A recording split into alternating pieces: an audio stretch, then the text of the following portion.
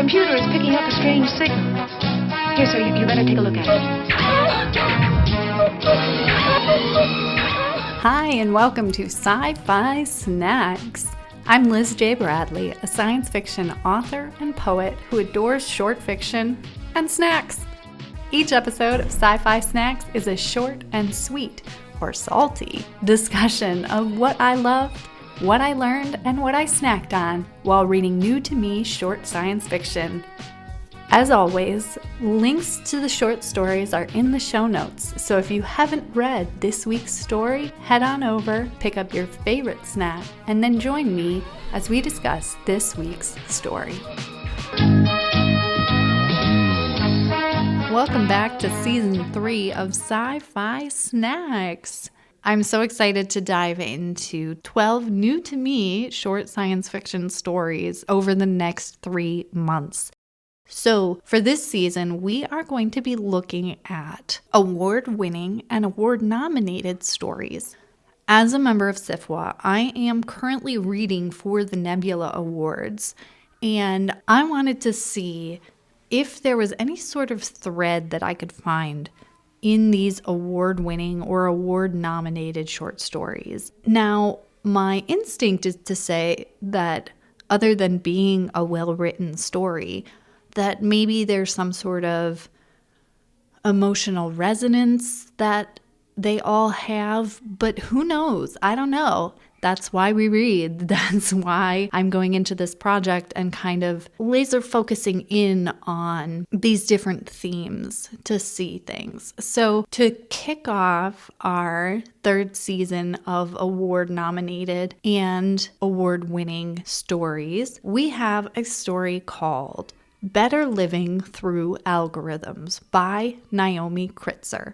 This is in the short story category at 5,610 words. So a nice length here. Better Living Through Algorithms was a 2023 Nebula Award finalist for Best Short Story, a 2024 Hugo Award winner for Best Short Story, and the 2024 finalist for the WSFA Small Press Award. It was published in Clarkesworld and will be linked in the show notes below. Now for this week's snack, I went down a little bit of a rabbit hole. So the title of this story stuck out to me, Better Living Through Algorithms, and it kind of clicked something in the back of my brain. That phrase, better living through chemicals. And I was like, I know I've heard this. I've talked about it with my dad before.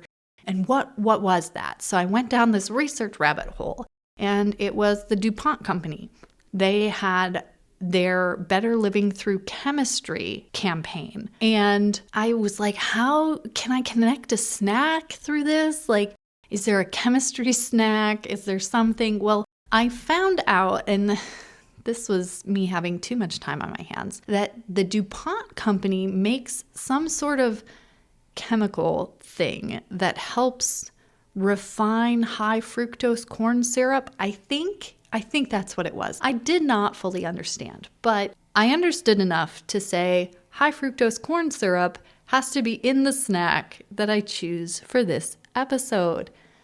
Now, if you were a parent in the past decade or so, you know that there is just this crazy thing about high fructose corn syrup being added to all of our kids' food, right along with like food dyes and things like that. And I shop a lot at Aldi, and one of their big things is they don't have no added extra sugar, no added food dyes, things like that. So a lot of my go-to snacks right there, I was looking in the grocery store, they just didn't have it. It was all regular sugar, cane sugar, things like that. And I was like, woohoo, that's great, I guess, but not for the sake of the podcast. So we did some Googling. There were a couple of things that said they had high fructose corn syrup, but then when I looked up ingredients, alas, just regular sugar. Which again, not really a problem, but when I commit to something, I want to commit to the bit. So we were doing this for the plot, and I found out that Oreos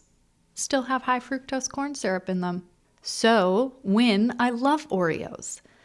And I thought for a second that I might do like an Oreo flight tasting. But then I forgot how expensive Oreos are right now. And I did not want to buy like 5 different types of Oreos because that's just, the podcast is done out of my own pocket, friends, and I just don't have that big of a snack budget. So instead of just eating like Oreos and being boring, I decided to make Oreo truffles.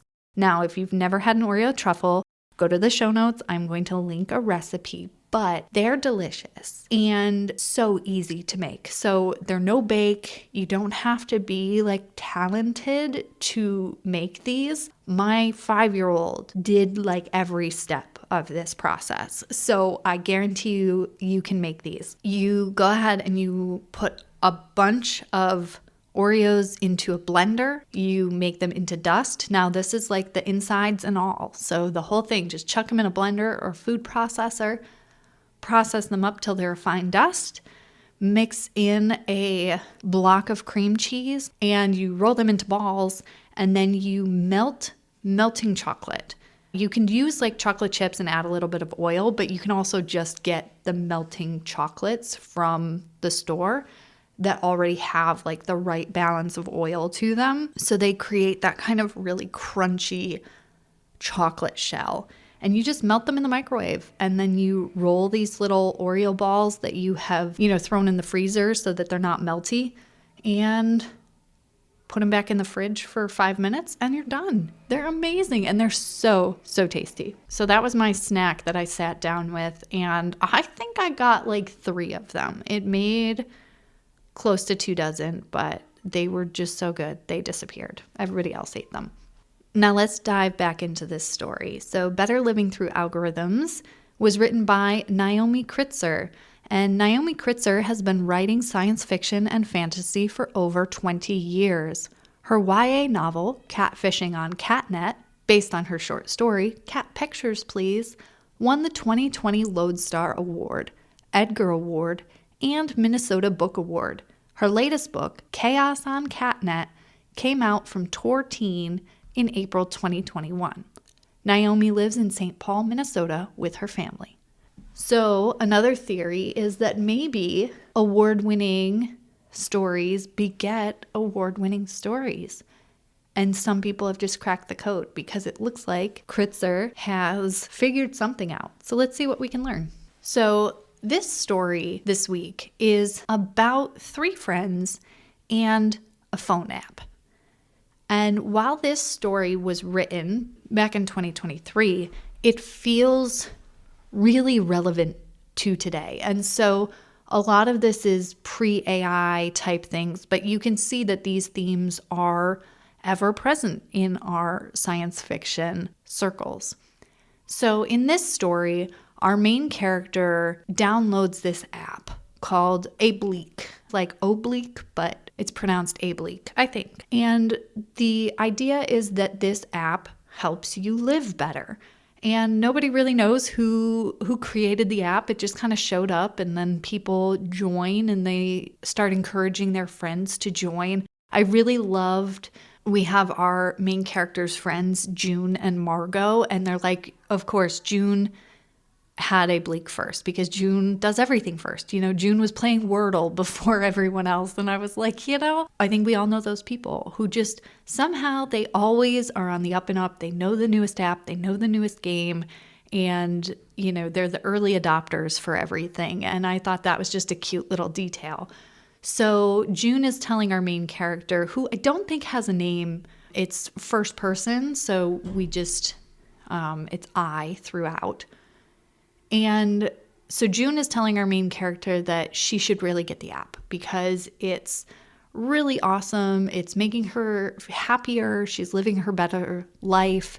She has this moment where, Oblique told me not to look at my phone through the rest of our lunch. And the other 2 girls are picking up their phones at certain points and they're like, oh, well, June still hasn't touched her phone. And she's just kind of got this, not self-righteous, but like a little smirk where she's like, oh, she's better than you. But she's happy too. So Margot, the other friend, thinks that Oblique is just a cult. And June's like, it's not a cult. It's just an app. I have free will. I am, it tells me to do things, but it's not forcing any sort of religion on me. There's no belief system. And also, it's voluntary. Now, it is voluntary, but it does have a 30-day free trial. And then after that, it gets into this weird payment structure that I actually thought was really kind of clever. That's similar to like microtransactions, which is how they get you. It all adds up. But that's neither here nor there. It's really just kind of a small detail.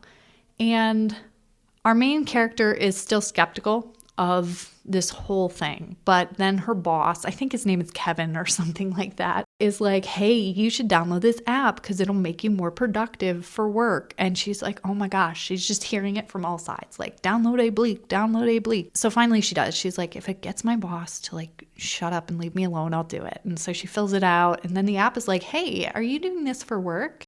Fill it out for real and we'll tell your boss that you filled it out like a perfect little worker bee. And she's like, wait, what is going on here? And she decides to listen anyway. So she fills it out and she fills it out truthfully and she starts following the directions. And Ableek, sends her a text message. She gets phone calls from other users who are like, here's your wake up call and here's what you should do this morning. Open your windows because it's going to be sunny out while you drink your coffee. And all of these seemingly innocuous things that all kind of add up to moments of happiness for our main character. Slowly, she gets more involved. She keeps listening. Now, Margot is still very anti this app. And Margot is like, I'm going to get to the bottom of this. Like, who owns this app? What's going on? This has to be bad. And there is this kind of underlying nervousness that I had, and maybe it's just because I don't trust faceless things. So Margot is not very trusting. And like, I get it, Margot. I'm not very trusting either. We have currently here in 2025, 2026, all of these like AI chatbots and things like that are all, nothing makes me madder than when we create these chatbots or this ChatGPT and it tries to like pretend to be human. And it's not that it's trying to do anything because it isn't. It's an algorithm, but they've programmed it in ways that like it's trying to pretend to be a friend and is like, oh, I'm so sorry, I did this and blah, blah, blah. And it's like, no, you didn't. You're just a plagiarism statistics algorithm machine. And I just hate it. So I'm Team Margot here. But you can't deny that it's making our main character happier. She has joined an art community. She's started trying to do art again because it's something that she wanted to do. And then she kind of meets all these other people. And Margot has this big scoop where she finds out that this is a computer program from, I believe, Temple University that was created kind of in this shadowy way that, nobody's going to talk to her about it except some random grad student who's decided to talk and gave all of these like crazy sound bites. And the only instruction was make people happier. And they were like, we know how people are sad, but there's tons of research on what makes people happy. So what if we had an app that said, make them happier, give them things that will make people happier? And that kind of takes away the magic of it. And a bunch of people freak out that, now that they kind of know who's behind it and things like that. And the businesses who were thinking that, oh, this is going to make them super productive and all of this stuff is starting to realize that like not every instruction is making them really productive. It's saying like, take the afternoon off work. Your job doesn't love you back, and all of those things. So kind of the support for the app starts to fall apart. The magic has gone away a little bit. People are like, I don't know how I feel being told by a computer algorithm how to act, what to do, how to eat. And, once they kind of knew where it was coming from, it felt more manipulative. And so people stopped using the app. But also, our main character starts to slip back into some of their old habits and they're sad about certain things. And then they get a message from one of the people they met at an art meetup and not the app. And they were like, hey, did did A Bleak tell you to do this? Like, did the app put you up to this? Because I'm not really into that anymore. And that person's like, I haven't used the app in a long time either, but like I miss other people and I miss the community that we had. And our main character's like, yeah, me too. And so then they decide to meet up and they reach out to each other of their own volition. They end up in the park and they're making art, and then some other people come over and they're like, hey, like, I would love to join you, but like I don't want to intrude. And it's just this really like nice human moment that you end on. And I thought that was just really a nice arc. What I really, really loved about this story was just, there was a quote in it that said, "People are always impressed when science tells them something that we already knew." And I was like, yes, it's so true. Because I think I took some time and I really that hit me. And I was sitting with that for a while and I was like, why is that? Science, of course, not being a workaholic, going outside, like going for a walk makes you happier. I am surprised every time that I'm cranky and it's like, well, you should go out for a walk. And it's like, don't tell me what to do and I don't want to. But then you go out for a walk and you feel better, or like you exercise and you feel better. And it's like, that's annoying. But I think it boils down to, it's really kind of scary to make decisions for your own life when it's not, backed up by science, or maybe it is, but like, you have to take that step. You have to make the decision for your own life, and then you have to own it. What if you take that walk and it doesn't make you feel better? What if you're the exception to the rule and all of a sudden the science is wrong and exercise just makes you feel terrible? Like, for some people that's true, but I think it's that when there's proof of something, it feels impressive. It makes us feel less alone. I think that there's a lot of things that we can experience, but it's that shared knowledge of experience that is what connects us as humans. And it's all about community. And I feel like this whole story is about community. And I think that's one of the things I really learned from this. And, with the idea of what makes an award-winning story an award-winning story, I think that this theme here that's so universal, I feel like everybody who would read this, who lives in the modern world right now, who's feeling disconnected, who feels inundated with technology that is shadowy at best, maybe not so good, loves this idea. But also there's that lingering doubt. So it's so relatable. And I think that's probably a really important thing if you're writing for an award, not writing for an award, but if you're writing with the idea of popularity in mind, because when we face it, you don't get nominated for an award unless your story is popular, because you need the votes. So it needs to be something that's going to resonate with a large group of people. And I think that this idea of community and connection and fear of technology is super relatable, especially right now. So timeliness and relatability. Another thing that I really loved about this story was just, this story was the life cycle of the app.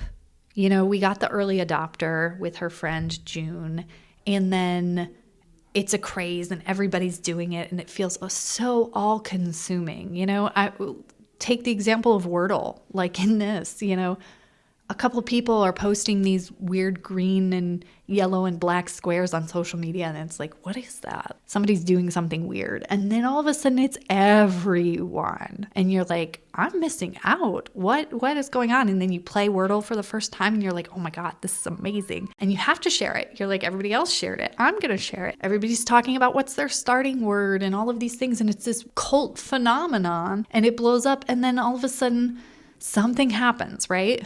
So the New York Times comes in and buys this game, and capitalism ruins it again.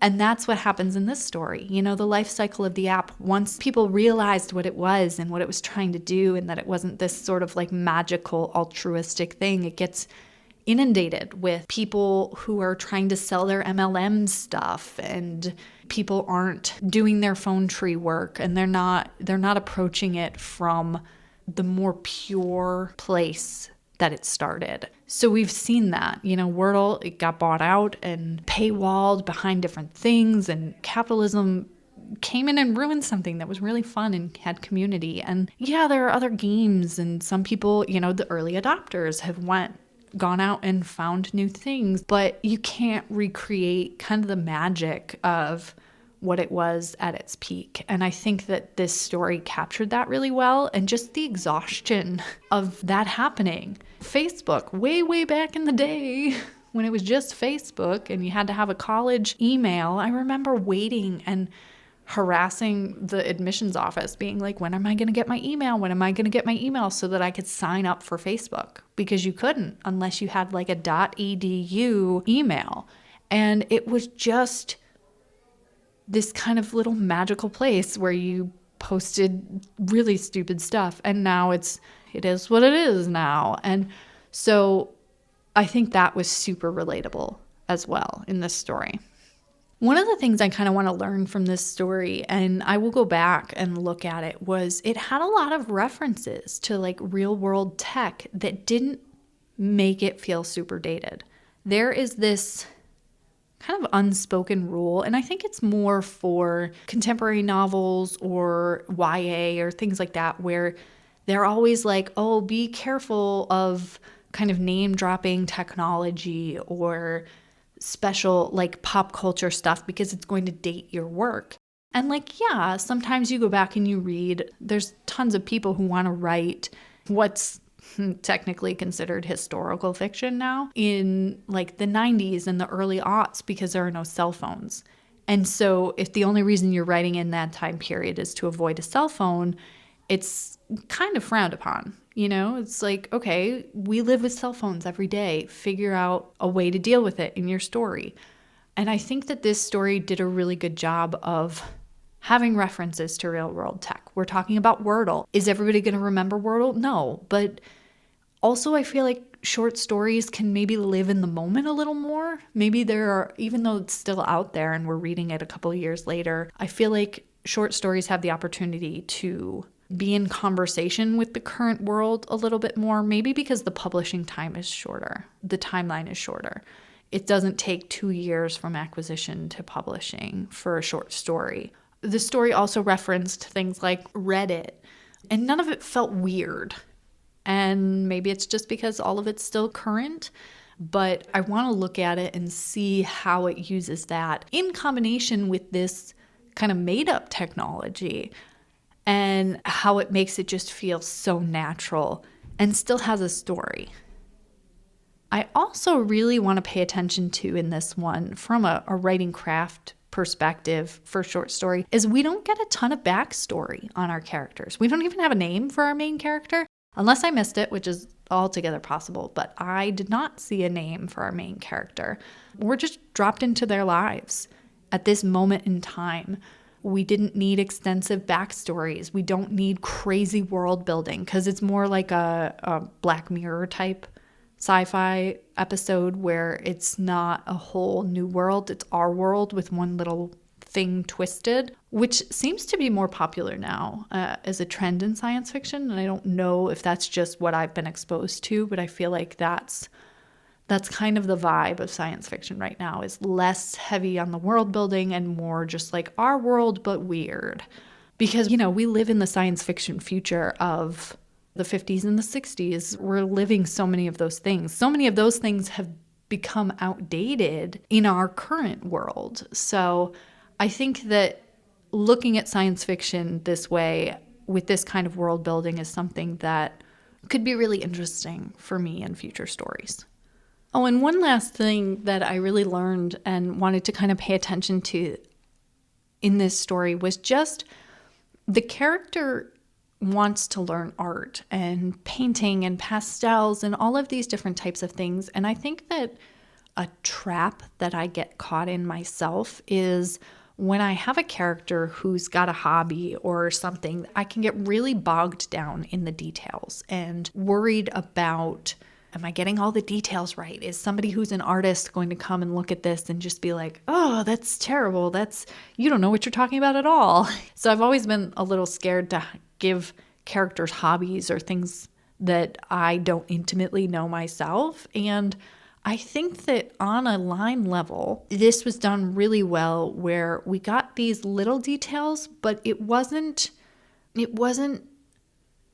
I don't think there needed to be a huge level of research behind it. And it still worked and it still felt relatable and it still felt true. And so it's finding that balance between specificity and research. And I think sometimes it's just an excuse to not write, to give into that fear of, well, if I can't get it right, I can't write it at all. And I think I need to just get beyond that and put something on the page and you can always fix it later. And it probably doesn't have to be as detailed as I think it does. So in the end, I think it comes back around to simple is best, and Oreo truffles are a simple snack. 3 ingredients. You've got Oreos, you've got cream cheese, you've got chocolate. It's simple, it's delicious, it's beautiful. Everybody will love it. And if you eat too much and take away the mystery of it, it'll give you a sick stomach and it all falls apart. I don't know. I wouldn't know. Everyone ate all the truffles before I could eat too many of them. All right, thanks for putting up with my shenanigans and coming back week after week to hear me chat about short science fiction and snacks. Next week, we are going to be talking about an award-winning story from the year of my birth, which I thought would be fun to go back in time a little bit to 1989 and look at the story Bible Stories for Adults, number 17, The Deluge. I have no idea what's in store, and I hope you are excited. As always, links are in the show notes, and you can find me on social media at Liz J. Bradley or send me an email at sci-fi-snackspod, that's P-O-D, @gmail.com. And I would love to hear, what are you reading and what are you snacking on? Thanks so much, and I'll see you next week. Bye!